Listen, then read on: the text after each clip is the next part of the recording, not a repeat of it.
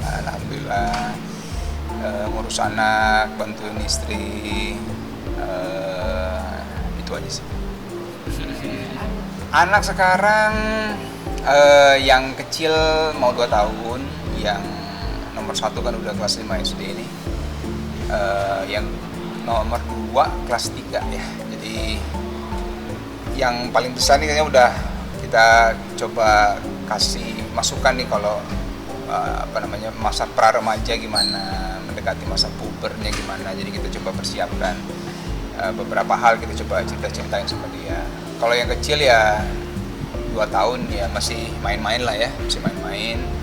Kalau yang nomor 2 ya karena masih kelas 3 SD, ya paling sekarang kita bantu aja, misalnya dia mau kursus beberapa, misalnya lagi masuk coding, belajar coding gitu kan, dia suka seperti itulah.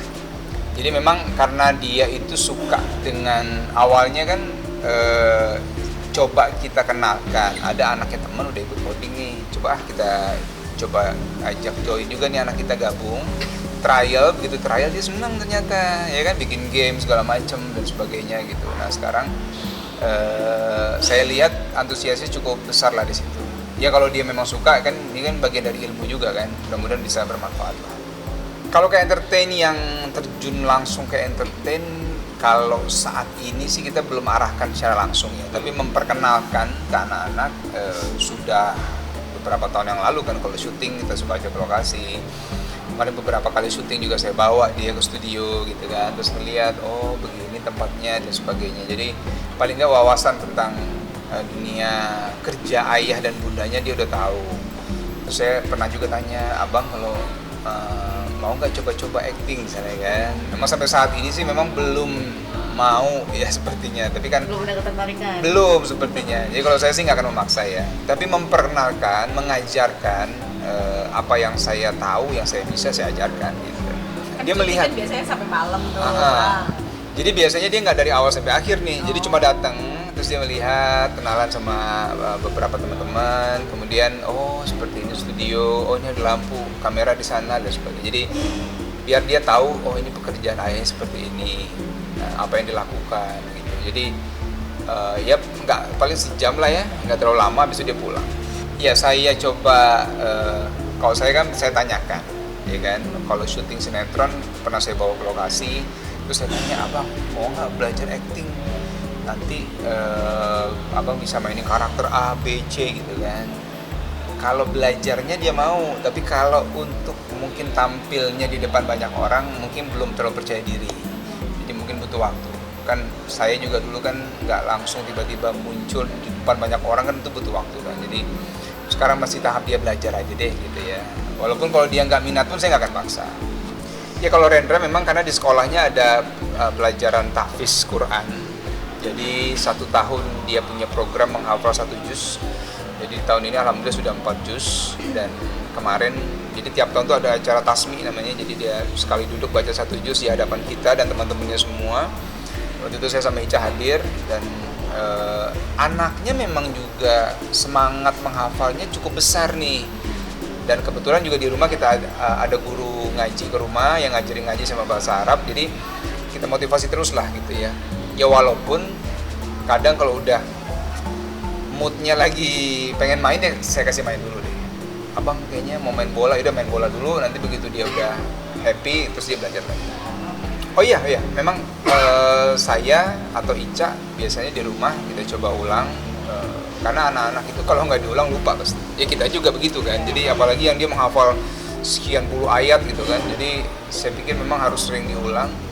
Sekarang misalnya juz 27 nih, nah juz 28, juz 29 ini harus diulang-ulang juga, kalau nggak tuh lupa tuh. Jadi kadang saya suka bilang, abang kalau misalnya kemarin kayak bulan puasa, siang-siang kalau saya bisa ada di rumah, saya coba juz 29 surat ini coba bang, dan nanti baca lagi dan sebagainya, saya tercek lagi. Jadi memang harus sering diulang, kalau nggak diulang pasti lupa. Berapa juz sekarang bang? 4 ya, alhamdulillah ya. Alhamdulillah. Tapi ditargetin nggak sih bang, misalnya kayak per 3 bulan harus 1 juz atau seperti apa? Kalau saya mengikuti program sekolahnya aja sebenarnya. Jadi sekolah kan ada target hafalannya berapa. Walaupun memang kalau saya sih sebenarnya nggak harus mentargetkan harus hafal sekian ayat sehari gitu ya. Tapi memang membaca Qurannya tiap hari harus gitu ya. Kalau saya mengikuti semangat anaknya juga, tidak terlalu memaksa tapi memberi motivasi gitu supaya dia tetap semangat seperti apa dan membuat suasana di rumah mendukung supaya dia bisa menghafal dengan baik gitu. Kalau belajar sama gurunya 1 jam ya, saya pikir 1 jam dia lebih bisa 1,5 lah kadang-kadang ya. Jadi 1,5 untuk dia bisa mengulang hafalannya, memperbaiki lagi misalnya ada beberapa hukum yang kurang tepat bacaan atau dengungnya misalnya kurang tepat dan sebagainya. Kemudian nanti sebelum tidur biasanya saya coba tes lagi sedikit gitu ya. Tapi kalau saya lihat dia udah ngantuk ya udah nggak apa-apa tidur aja. Jadi saya melihat situasi kondisinya dia juga sih.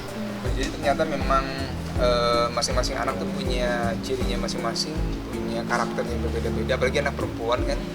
Dan ya kalau itu memang pokoknya semua anak-anak proses lebih ininya memang sama Ica kalau masalah tadi ya ASI dan sebagainya kan. Kalau saya memang Ica akan lebih banyak cerita aja ke saya. Apa yang bisa saya bantu nih prosesnya supaya dia misalnya nggak terlalu merasa kehilangan. Apakah nanti diganti dengan minuman yang lain kah, atau mungkin ada susu yang lain kah, atau mungkin nanti ada ganti cemilan kah misalnya dan sebagainya. Kalau yang udah anak pertama kedua tuh biasanya pas 2 tahun lebih sedikit deh, lebih sedikit ya. Karena memang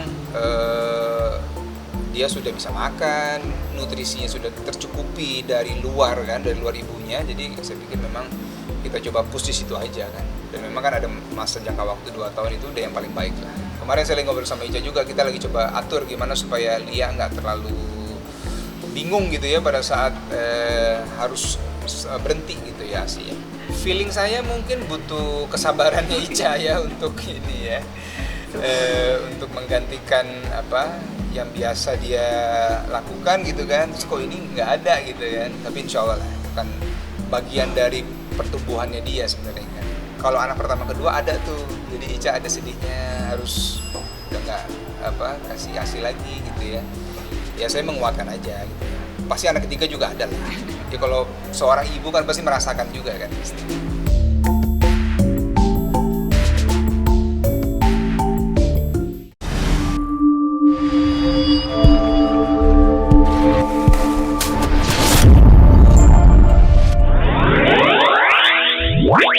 Wow.